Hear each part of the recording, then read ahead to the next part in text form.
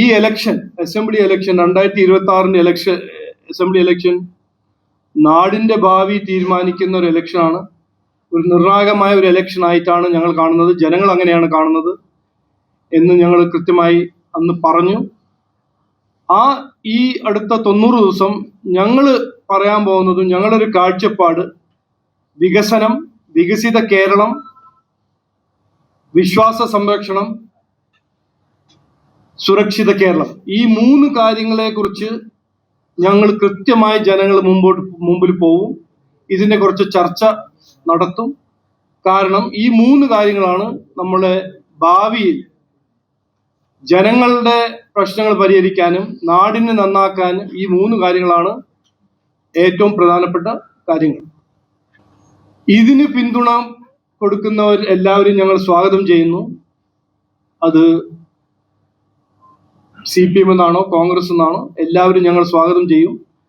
കാരണം ഈ 3 കാര്യങ്ങളാണ് ജനങ്ങളുടെ ഭാവി തീരുമാനിക്കുന്നതും ജനങ്ങളുടെ ഭാവി ബാധിക്കുന്ന ഏറ്റവും പ്രധാനപ്പെട്ട ഇഷ്യൂ. വികസനം, അവരുടെ സുരക്ഷ, പിന്നെ അവരുടെ വിശ്വാസം.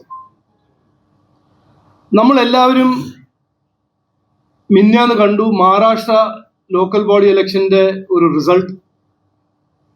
അതിന്റെ മുമ്പ് ഹരിയാന, മഹാരാഷ്ട്ര, ഡൽഹി ഈ ഇലക്ഷൻസ് എല്ലാം കണ്ടു, ബീഹാർ. അതിന്റെ എല്ലാ റിസൾട്ട് നമ്മൾ മനസ്സിലാക്കി.